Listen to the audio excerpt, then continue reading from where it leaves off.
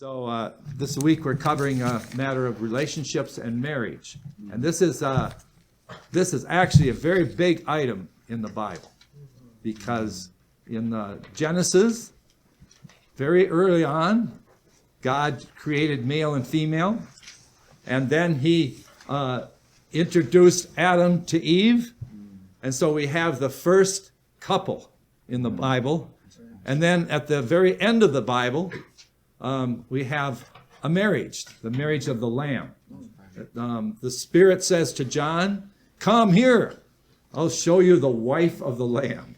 So this matter of relationships, God and man, is really important in the Bible. And so God gives it it is the central line in the Bible. Actually, the song we sang on Wednesday night says the Bible is a romance in the most holy sense. God and his chosen people in love it presents. It's a universal couple. Even in the Old Testament, it says that when God brought the children of Israel out of Egypt, he said, "I betrothed you. You're my bride. I brought you out of Egypt and out of the slave house to be my bride." So this is really significant. God really, to him, marriage then is held in a great honor. Right. It's a very high honor in God's viewpoint.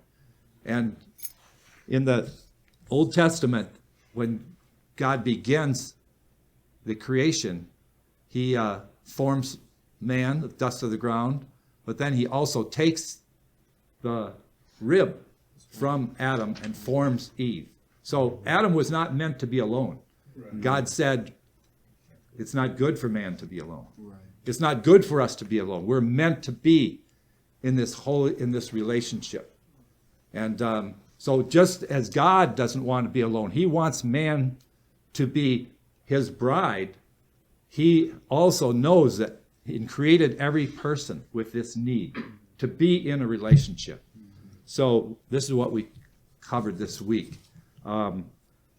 And I think there was 3 words that I think we used to help talk about this. One is God's will, God's way, and God's timing.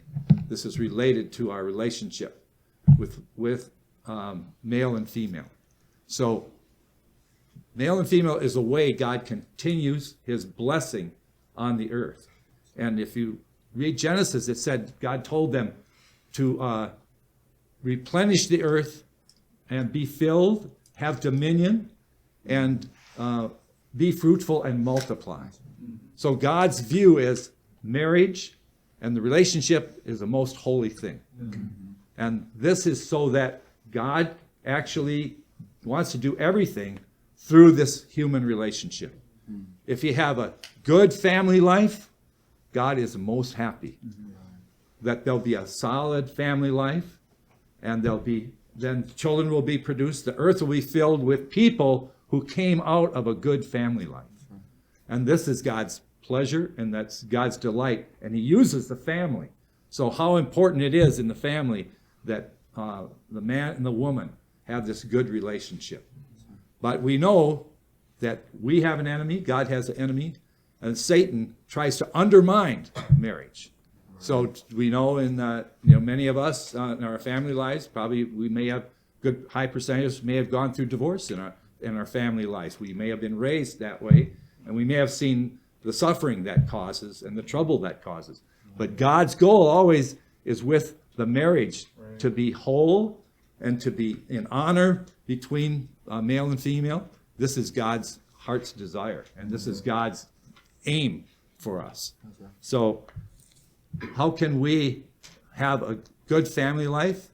Well, we need to know God has a will. He is for the family life. And so maybe Satan's strategy is to tear down the family life or to put in society certain things that are not according to God's plan, and to promote man's own selfish interests or the lust of the flesh. This can cause marriage to be held in dishonor. And then this is why we need to be renewed. We need a healthy viewpoint of what marriage is about. And by this healthy viewpoint, then God will get his kingdom on the earth. His kingdom can come through the healthy relationships.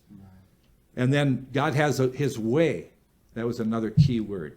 The way that God has is we need to have renew in our mind what is the proper way in our relationships with one another, male and female. So we know in the world it's promoted, oh, you should just date other people and then get to know other people, and then pretty soon what you're really learning to do is break relationships. You're learning to break up. Learning, it's my preference, I like to do this, and this other person doesn't quite fit me, so I have to drop them and I pick up another person. This is very damaging. This is not God's way. God really is not for the dating in that way, the way of the world. He wants us to really have an honor for the other person in the relationship and realize that we should be serious about this. We should be serious, and we look to God, and it's God's will. God will choose, and God will give you that sense when the right time has come also. So it's also, we touch the word timing. So at God's time, sometimes we are pushed into something with married life too soon. We've not developed in our human life yet. We have not finished our education. We have not have a solid experience in our own human life. And now we add another person into that, and then that really can actually cause a lot of problems. So we touch those three words. God's will, that means God does have, he wants us to have a marriage relationship. But who is that person? Let's let the Lord lead us in that. And then God's way is not through dating, but through finding the Lord will lead us in our relationship, who that person is. And then the other is the timing. So all these things are to have a healthy relationship. And by these healthy relationships, the kingdom of God will be established. And the earth will be a very pleasant place. And God's kingdom can come in through the healthy relationships in the family. So I think I just open it up and touch those main things. We open it up now for fellowship. Maybe it's not an easy thing to speak of, but I think we can certainly speak of God's kingdom, of also Christ loving the church, and God's goal for man. These are the kind of things we can have a little fellowship about. So we open it up for everyone to share something. Maybe try to keep your sharing to a minute or so, and then we can all learn from one another. Yeah. All right.